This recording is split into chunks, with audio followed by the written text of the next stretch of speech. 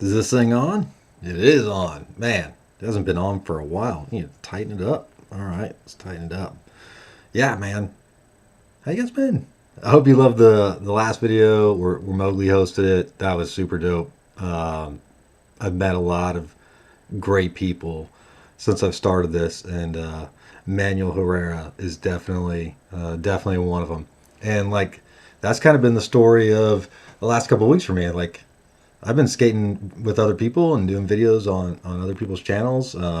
This is kind of like a part 2 to Michael Relevant's channel video. So I got an opportunity to go out to Kentucky and skate with Michael Relevant, and man, super cool dude. He made time for me.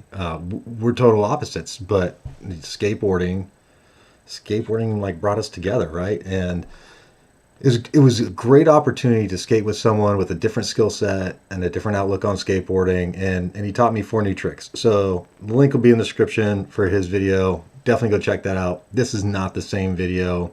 In this video, honestly, you're going to see more of his skating than mine, but I had an opportunity to interview him in the process. So you get to listen to the interview during the skating, and then the interview continues, and there's some camera talk if that's something you're interested in. And then the very last part of it is some of the tricks I got there, but definitely like his video is better. Like when it comes to my part of what he taught me, go watch his video on the Michael Relevant YouTube channel, and it's awesome. It was a great opportunity, and I'm appreciative of it. Appreciative of it. So we know this is on. I promise you this is on. It is on. I've already had a couple sips because I was going to start editing this. Then I had to get up. But anyway, what is it? It's a new Belgium Reserve Honey Orange Tripel. It's a Belgium-style ale brewed with African honey and fresh ground something orange peel. Seville orange peel. Seville orange peel? I don't know what that is. 10% in volume, and it's brewed out of Old Town Spice Shop, Fort Collins, Colorado. So there you have it. It's a little $2 beer, and there you have it. All right. So we're just going to get into this, watch the interview, and then I'm going to chime back in at the end for my little session piece. But right after this, like pretty soon, near future, like you're going to get a video with my homeboy Sean over at Jeb's Videos as well. And if you missed it, check out the All I Need podcast. I had an opportunity to sit down with Anthony Shetler. Man, just the homies you meet doing this, and like that's the best part of this, right? It's the best part of this. All right. I'm going to shut up. Check out this interview. Check out rad skating Michael's going to do. And then you can watch my mediocre skating at the end. All right, here we go. So I'm here with Michael Relevant. We just had a session. You can check out that most of that video, what it's really about, on his channel here. I'm just going to talk to him. And I think a lot of people watch his channel and they understand his skateboarding and what he's into and how he helps the community. But I don't think people know you, because I've been watching your channel for a long time. I know nothing about you. And that's a little different for most YouTube skaters. You either have the hardcore guys that just go out and do their tricks and you're like, yep, pro type tricks. And then you have the people that do the vloggy style and kind of share their life with people. And then you have you who talks a lot, but you only talk about the skate, which is awesome. But I do think maybe some people would like to know. So first of all, like, where are we? We're in Lawrenceburg, Kentucky, at a skate park that I make most of my videos at, because the good thing about this park is nobody skates here. So if you're gonna pull out a camera and film, nobody's going to care. Also, like, nobody's gonna run into your camera and destroy something that you spent a lot of money on. With what you were saying, I think the reason I don't really share a lot of my personal information is because I'm really an introvert and I'm a little bit afraid to share too much. For sure. I don't really feel comfortable like filming the food that I'm eating. Yeah, I don't do any of that either. Talking about, except for in Korea, because that was traveling, right? Yeah. Nice. I'm not super comfortable with like the real vloggy style videos. I'd like to talk about like reviewing skateboard products and how to do a trick. Okay. That's the stuff I feel comfortable with. Like you know how, like with guys, with most of my friends, we don't talk about our feelings. For sure. We don't talk about like how we're doing. We only talk about skateboarding. And that's, for me, I have trouble actually opening up about other things in my life. You know, I do have problems. You know, everybody struggles with like their mental health and issues and their feelings and stuff like that. But I just feel more comfortable talking about skateboarding. That makes sense. So outside of the YouTube world, have you been able to make a living off just video photography and cameras? Because you have a whole nother channel, which is a camera channel, and I've worked with you on both sides, like through the skateboarding with this, and then you helped me find the lens that we're using right now through your other channel. So is that a way that you can support yourself or create additional income through doing other type of video events? Yeah, I do wedding photography, wedding videography. I do portraits.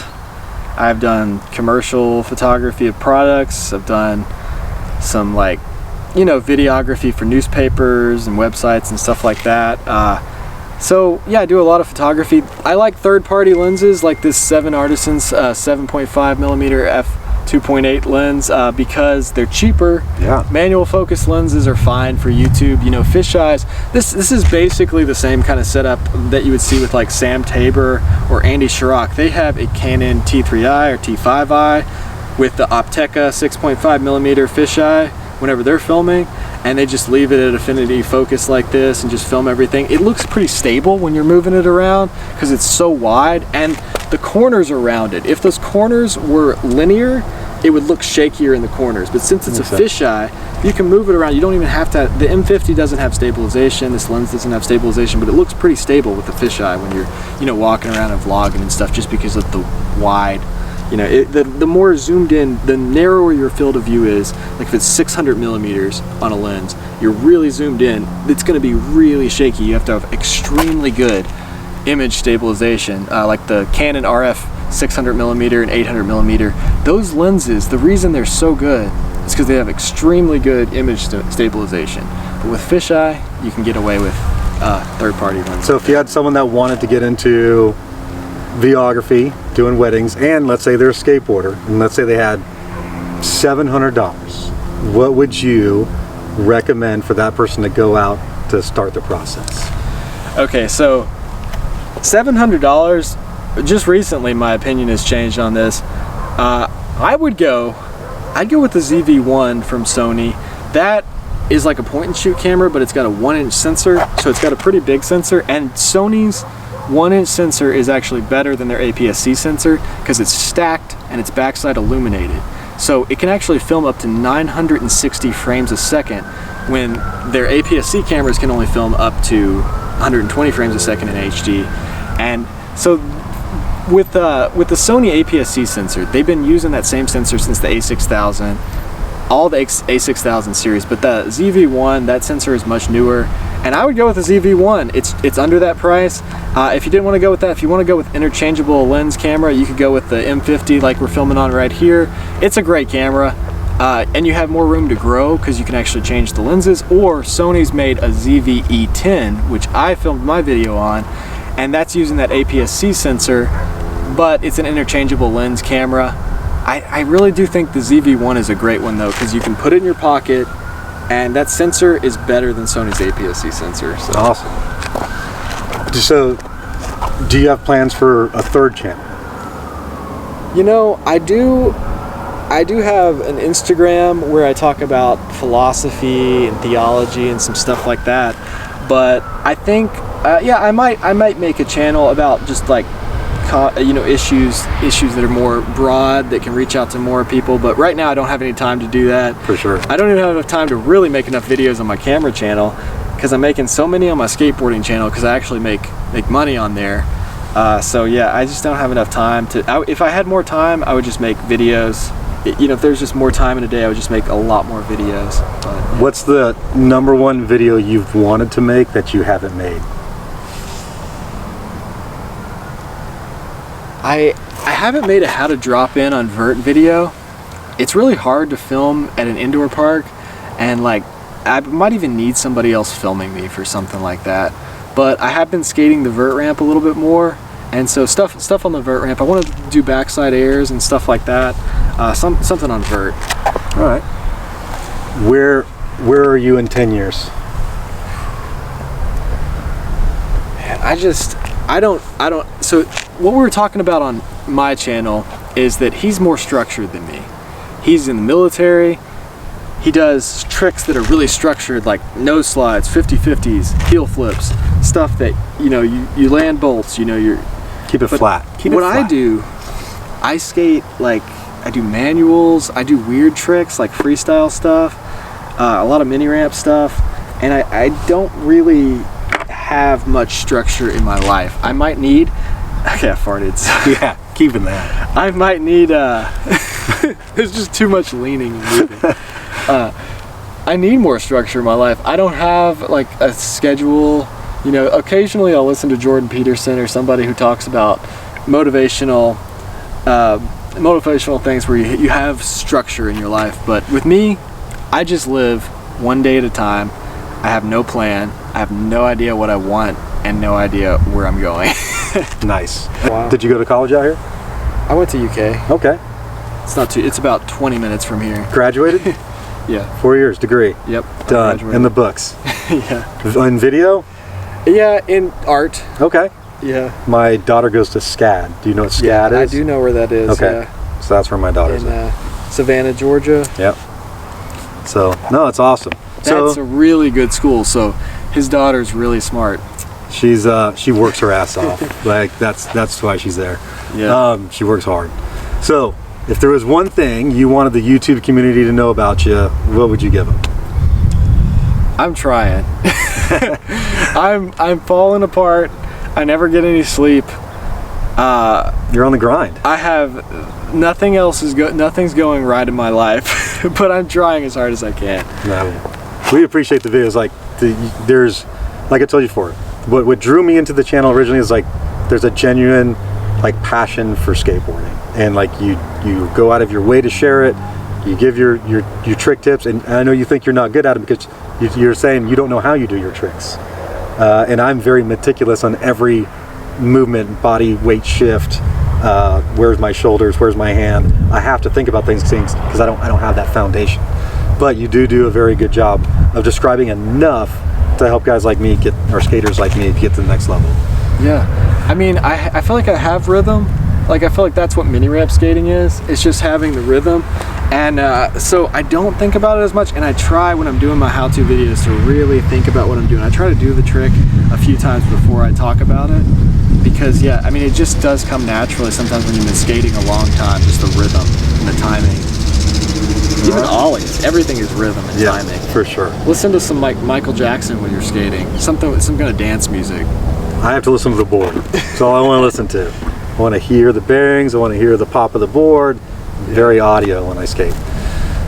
Okay, well, I appreciate you sitting down and making the day to skate with me, getting you up early, out of your rhythm. Yeah. The cool thing is there's no rules. And today we proved that. I've eaten no food. I've only drank water. And I slept for 1 hour before we skated today. And he taught me 4 tricks. So it's a W. All right, thanks, man. That was the interview, and now it's time for a little piece of the session. Again, his video's better. Go check it out. So we started off on this bank. We're just warming up and like skating a big board. You're going to see another video on that later. But got a heel flip right off the bat. Good thing, because I didn't get another one. So pumped to get that. And then he had this big chunky ledge. I like the length of this ledge. I don't have anything like this. Man, no wonder I missed it. Look at this. Look at this. Couldn't even see. That's why I had to get a new beanie, right? You can't see through that. It's ridiculous. All right. Anyway. So this is like probably the biggest ledge I've tried to slappy on, and it's super chunky. It wasn't great, but hey, it's a W. I'm gonna take that W all day. All right, and we seshed a lot. Like I had trouble just getting regular tricks. It's probably the best 50 I had all day. And then he taught me some stuff. So like here, this was challenging. There was a transition to bank, and like there's a small gap between the bank and the transition. I was worried about that danger area of hitting the bank, but he walked me through it and we got it. Again, videos up on his channel. A little nose stall body varial. It was fun, but this was it, right? blunt stall to fakie on a bank. So like in a transition ramp, like I'm not trying that. Like I will eat it. But this was like awesome that he curved the learning for me in a way I could get it. And now I'm like, oh man, maybe I could do a finger flip next time as well. Who knows? But anyway, boom, new trick. Pretty excited about it. So anyway, that's the video. And I think what it comes down to is Michael made some time for me, shared some stuff that he normally doesn't share on his channel, talked some cameras, and I think it's just great, right? Like, it's just awesome that two totally different people can come together over something as simple as skateboarding. So, man, it's good. It's like a warm-hearted video, right? Like, that's what this is. Like, the skating's not great, but you know what? The community's awesome. So, thank you for being part of it. Leave some comments down below. Come inside the community. Come into the community. And all the links for Michael's channels, the skateboarding channel and the camera channel, they'll be down below. So, go be rad.